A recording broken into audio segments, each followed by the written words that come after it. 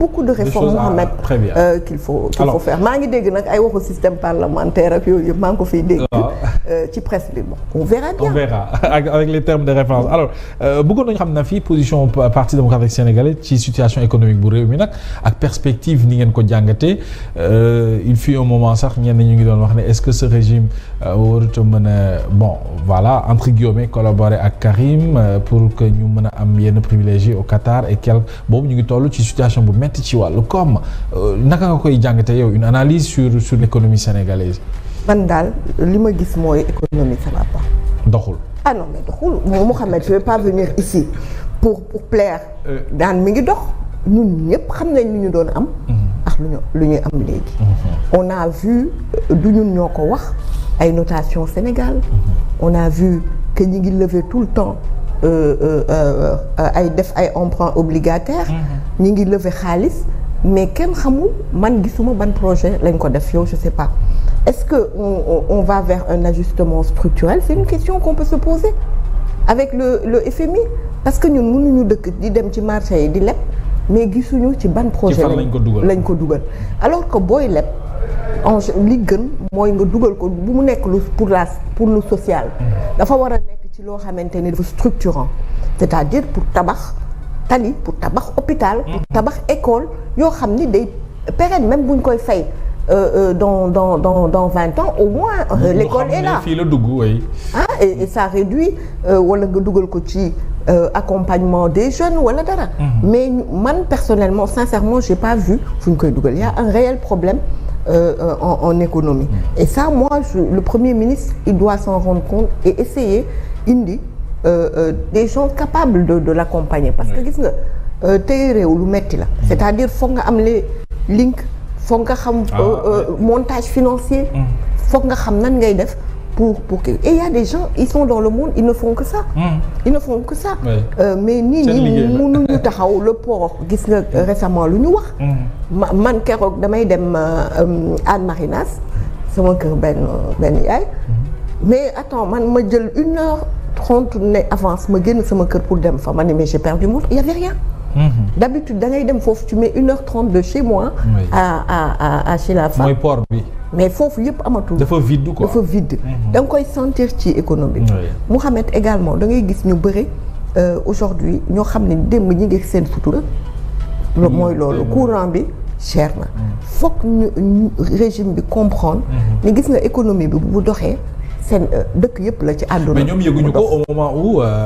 la question autour du train de vie de l'État ñoom dafa mel ni lañ ñu waxoon mooy ay auto assemblée jarut a jënd aujourd'hui le président de l'Assemblée nationale nee na il l'assume il doit acheter des voitures pour des députés yéen seen législature dañ leen doon jox rek indemnité de transport maintenant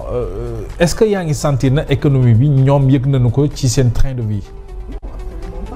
parce que da ngay gis yow xale yi man su ma duggee TikTok damay je vois les VAR par exemple de ce que a dit monsieur El Malick parce que ñii problème bi ñoom parce que c'est-à-dire que xam nga bu ñu waxul woon ci loolu ñëw def ko c'est naturel ah oui ils ont dit beaucoup nous on est des libéraux ñun dañu mës a gëm ni xaalis warta am tabu kër kuy liggéey da nga koy nekk ci teg ci situation yu baax su Wade c'était comme ça c'est-à-dire que nit nos députés li mu daan wax naan bul yóbbu ancien président yi ba nekk comme des mendiants say autorité réew c'est-à-dire c'est normal ndax ku ne am nga loo fi liggéey mais yow boo waxee ni loolu baaxul. sauf qu'on nous a servi des discours yi. voilà boo ñëwee nag wax ñoom loolooy problème moi y a des trucs j'ai toujours dit que députés yi war nañ yokk seen salaire ñun loolu la ñu gëm dañ leen war a jox des moyens de travail mais il faut que ñu mën a contrôler également ñuy liggéey di def ay rapports di contrôler l'action du gouvernement et c'est pas que ça mais train de vie bi ñuy wax nag ñoom am nañ ko ñoom ñoo ko critiqué woon loolu mu indi problème xam nga ñun bu ñu ñëwoon pouvoir kenn duñu ne yéen a ni woon du ñu yokk salaire u ministre ñun musuñu ko wax musuñu ko wax ñun waxuñu dañuy dindi dañuy jóge conseil supérieur de la magistrature ñun dañu gëm ni président da ci loolu mooy suñu conviction ñun assumer ko ñun dañu gëm point yu bëre yoo xamante ne ñoom waxoon nañ ko ñun gëmuñu loolu ñun dañu gëm ni il faut mettre à l'aise chaque Sénégalais. Il faut créer des situations et un environnement qui va permettre à chaque Sénégalais mu dem outil. Absolument. Du ay impulser 55 milliards par exemple yu ñu dugal ci dund bi. moi en tant que libéral d'accord ma ci dama gëm ne 55 milliards boobu mën nga ci tabax plusieurs hôpitaux mën nga ci def ay tali parce que impact bi mu am bi nga ko dugalee dërëm la ñu wàññi. xaw ma ñaar dërëm lu mu lay dërëm ak ñaar dërëm Mouhamed dafa tax ñuy wax. alors que boo ko xoolee globalement li ñu ci injecté mënoon nga ci tabax loo xam ne nit ñi mën nañ liggéey. libéraux yi loolu mooy seen différence. donc ñoom point yu bëri yu ñu wax ñun du suñu conviction. eux ils sont convaincus d'après li ma gis ni mooy seen idéologie. par un régime parlementaire un premier ministre fort nous non. Non, en tout cas pas sous nos cieux. Donc il y a beaucoup de points yoo xam ne ñoom loolu leen di indil problème. Man damay toog ma ne le problème c'est pas tant ndax def ngeen ko. war na jëndal député yi mais c'est d'avoir convaincu les Sénégalais que député yi mérité wuñu. C'est ça. Après nga ñëw def le contraire. ñoom loolu souvent c'est ça que les gens critiquent et d'ailleurs j'en profite pour dire que le jeune là Abdou Nguer waaw pour indi ko soutien parce que mosuma ko dégg man dama koy seetaan ci yéen je l'ai jamais vu injurier Abdou Nguer lu muy génne mooy yéen a waxoon lii yéen a def lii musul saaga en fait aujourd'hui son dossier est en train d'être corsé et puis deuxième nu mu tuddati mooy la nouvelle arme bi gaañi naan diffusion de fausses nouvelles bi ñu gàllaat ci ndoddam c'est sûr que ne qu'il va rester longtemps en prison et puis naka nga jàngatee loolu et puis c'est un discours que le premier ministre joxe woon à l'Assemblée nationale ne peut-être derrière ces chroniqueurs là am na yéen opposition bi yéen a nekk seen ginnaaw il va falloir les effacer ba pare après ngir mën a jàkkaarloog yéen. d'accord ma ak discours boobu parce que yow boo xalaatee ni des gens libres des Sénégalais comme toi et moi qui sont libres de donner leurs opinions que ñooñu dañ leen jënd est-ce que yow itam ñi lay défendre di dal ci kaw nit ñi da nga leen jënd c'est la grande question 2 poids 2 mesures bi man daal j'en appelle au premier ministre na bàyyi ñii jàpp bu bëre da ngay dem ba ñemeloo nit ñi sa bopp dal na fi président yi fi jaar yépp da ngay dem ba jeunes yi dañuy ës da ngay dem ba nga xamante ni démocratie bi day effrité wu. et puis foogoon nañ dina changer. moi j'étais convaincue loolu en fait j'étais convaincue man si vraiment j'ai un point où may reprocher ce régime c'est les libertés. Là. Mohamed man je suis profondément démocrate. man dama ko gëm damay dund démocratie. man vraiment formation Wade la. Ablaye Wade nit taxaw na dóor ko xeer mu retourné ne wol leen ma xale. quand même. ne ko lu tax nga def lii. c'est-à-dire il faut laisser les gens s'exprimer kenn waxul nag nga saaga moom man dund naa ba day nu ma day musuma dégg samay waajur saaga. Bien sûr. saaga non mais il faut laisser les gens s'exprimer nañ bàyyi nit ñi mais munoo wax benn camp bi mën na wax beneen camp bi du wax day indi révolte sur le temps c'est pas des choses que tu payes maintenant c'est sur le temps la ñuy accumuler je disais toujours que Macky Sall a fabriqué Ousmane Sonko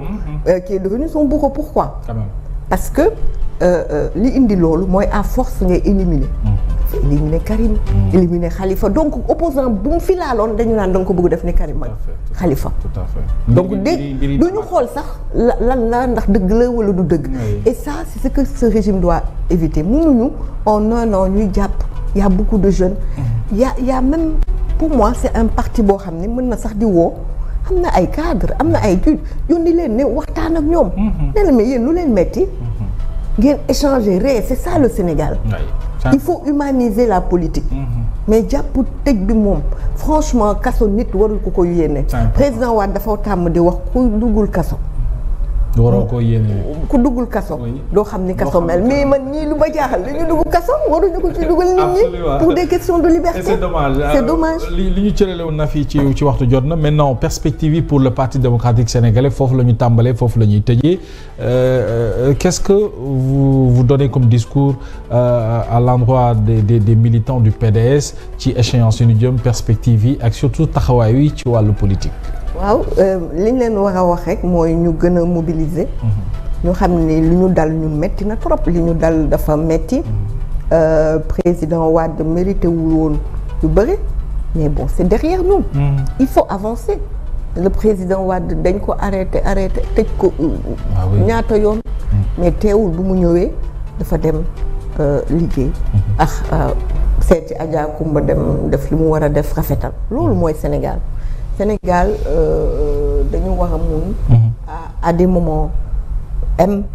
entente ñun ñëpp ñu booloo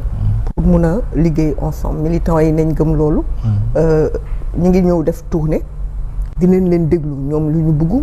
ban type d'alliance la ñu bëgg pour les locales ñu fédération bu ne joxe sa résolution wax lan nga bëgg kan nga bëgg àndal ñu ngi préparé waale congrès bi waxtaan ak ñoom également am na ñoo xamante ni ñu ngi ci périphérie parti bi dañu mer toog déggatuñ leen ñoom ñëpp ñu waxtaan ak moom il faut que ñu